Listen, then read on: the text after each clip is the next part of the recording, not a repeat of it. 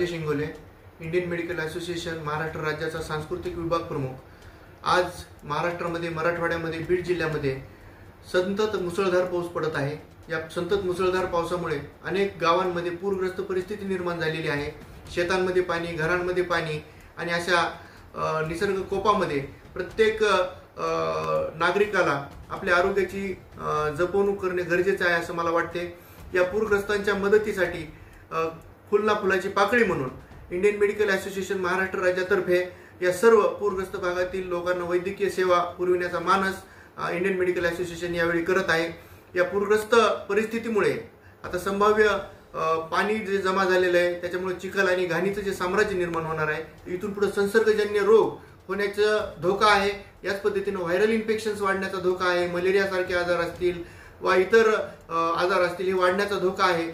या पूर्ण परिस्थितीसाठी या आरोग्याच्या जे काही विपरीत परिस्थिती यापुढे निर्माण होणार आहे रोगराईची, त्यासाठी इंडियन मेडिकल असोसिएशन सर्वसामान्य जनतेच्या हिताचं आरोग्याचं रक्षण करण्यासाठी सज्ज आहे।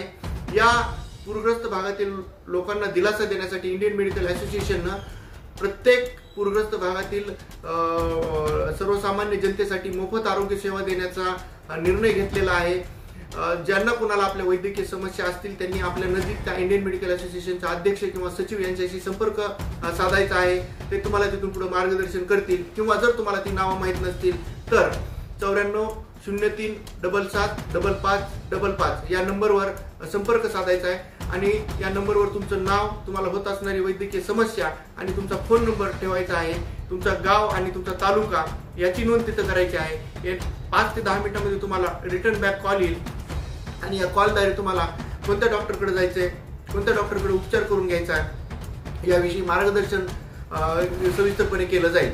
तसंच आज आपण पाहतोय की या पूरग्रस्त परिस्थितीमुळे सर्वसामान्यांचा हातचा रोजगार दुरावलेला आहे। माणसं बेरोजगार पद्धतीने आता गेल्या 8 दिवसापासून 10 दिवसापासून खेड्यापाड्यामध्ये आपल्या घरांमध्ये बसलेले आहेत। उत्पन्नाचा स्रोत नाही आहे। त्याच पद्धतीने बळीराजा सुद्धा हातात आलेलं शेतीचं उत्पन्न गेल्यामुळं उदासपणामध्ये गेलेला आहे, ताणतणावामध्ये गेलेला आहे। तर प्रत्येक माणूस जो पूर परिस्थितीमध्ये सामना करतोय तो मानसिक ताणतणावामध्ये आहे। माझं सर्वांना आव्हान आहे की असे जर तुम्हाला मानसिक ताणतणाव येत असतील तर यासाठी समुपदेशनासाठी 14416 हा नंबर आम्ही तुम्हाला देत आहोत। यावर तुम्ही फोन करून तुमचं नाव सांगून तुम्हाला आम्ही या टेलिमानस या तंत्रज्ञानाद्वारे तुमचं समुपदेशन करण्याचा प्रयत्न करणार आहोत। जर या पलीकडे तुम्हाला आत्महत्येचे विचार येत असतील, तुम्हाला जर असे वेगवेगळे मानसिक दडपणाचे विचार, ताणाचे विचार येत असतील तर या नंबरवर तुम्ही कृपया फोन करायचा आहे। तुमच्या नातेवाईकांशी चर्चा करायची आहे विषयावर, तुमच्या जवळच्या तुमच्या परिवाराशी चर्चा करायची आहे, तुमच्या मार्गदर्शकांशी चर्चा करायची आहे। कारण ही जी परिस्थिती आहे ही लवकरच निवडणार आहे मित्रांनो, परंतु आपण असतो तर आपल्याला इथून पुढे आपलं उज्ज्वल भवितव्याची आस आहे आणि आपण बळीराजा आहोत, आपण सर्जक माणसं आहोत, आपण निर्मिती करणारे माणसं आहोत। या अशा परिस्थितीनं खचून जायचं नाही। या येणाऱ्या प्रसंगाला प्रत्येकानं खंबीरपणे तोंड द्यायचं आहे। निराशेला आपल्या मनामध्ये वाव द्यायचा नाही, कारण येणारा काळ जो आहे तो उज्ज्वल आहे आणि या दृष्टीने सकारात्मक दृष्टीने प्रत्येकानं पाहायचंय।